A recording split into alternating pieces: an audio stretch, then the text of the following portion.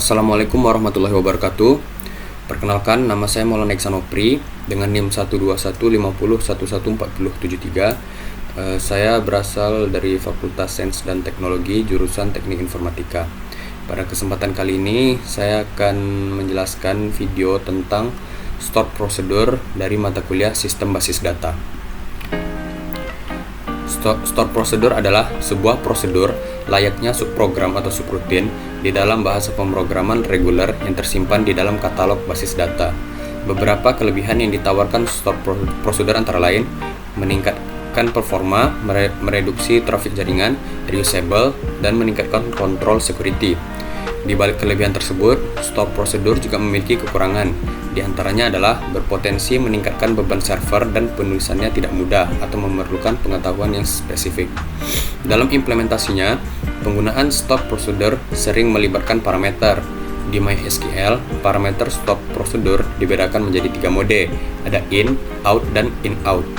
In parameter yang merupakan mode default ini mengindikasikan bahwa sebuah parameter dapat dipas ke dalam stored prosedur, tetapi nilainya tidak dapat diubah. Dari dalam stored prosedur, out mode ini mengindikasikan bahwa stored prosedur dapat mengubah parameter dan mengirimkan kembali ke program pemanggil. In-out mode ini pada dasarnya merupakan kombinasi dari mode in dan out. Stored prosedur dapat mencerminkan beragam operasi data, misalnya seleksi, penambahan, pengubahan, penghapusan, dan juga operasi-operasi DDL. Seperti halnya prosedur di dalam bahasa pemrograman, stored prosedur juga dapat melibatkan variabel, pernyataan, kondisional, dan pengulangan. Kompilasi. Stored prosedur dikompilasi satu kali saat pertama kali dibuat atau diubah, dan hasil kompilasi disimpan di dalam database. Ini memungkinkan eksekusi yang lebih cepat ketika stored prosedur dipanggil berulang kali. Selanjutnya ada parameter. Stored prosedur dapat menerima parameter sebagai input. Parameter ini dapat digunakan dalam kode stored prosedur untuk melakukan operasi tertentu.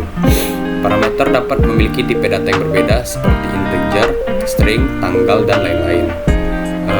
Selanjutnya ada logika bisnis. Stored prosedur digunakan untuk menyimpan logika bisnis yang kompleks di dalam database. Kita dapat menggunakan if, kondisi if, perulangan, pengambilan keputusan, dan instruksi SQL untuk mengakses dan memanipulasi data dalam stored prosedur. Ada keamanan. Stored prosedur dapat digunakan untuk membatasi akses langsung pengguna ke tabel dan data dalam database.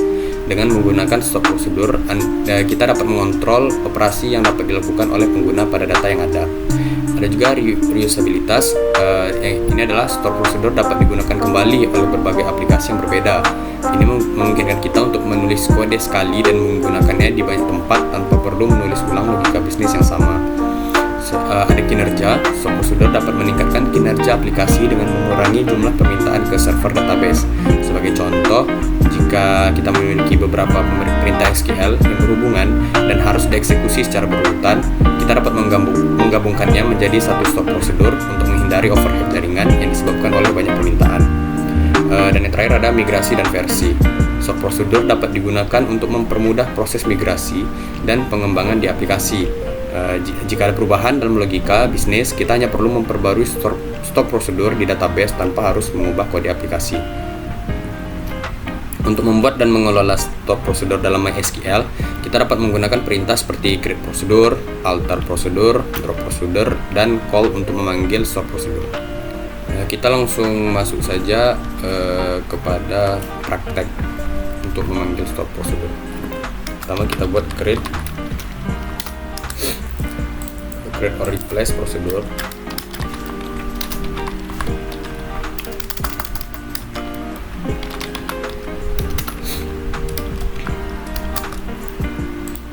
Kita buat di sini contoh untuk prosedur 1 is. Lalu kita begin.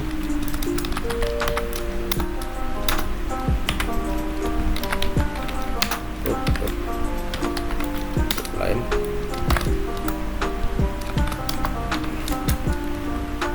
Selamat malam.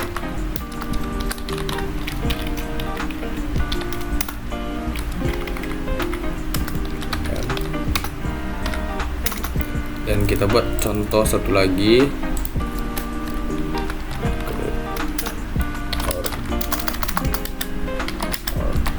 guys.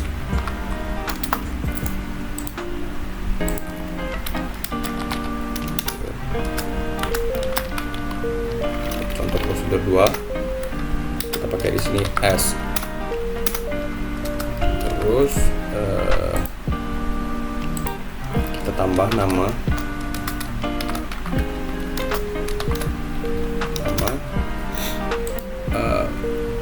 varchar 2. Di sini 20 vault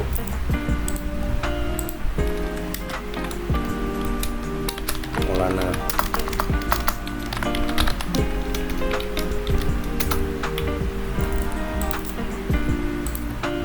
Itu begin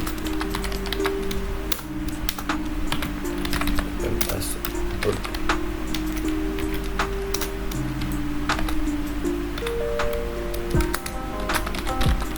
Selamat malam.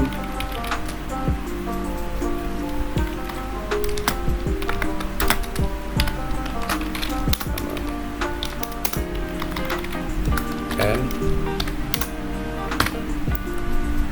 coba run.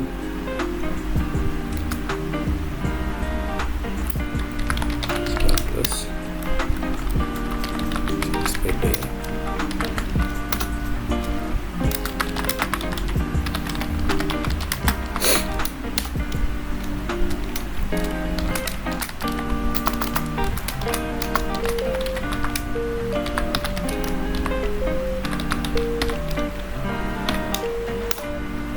Prosedur created.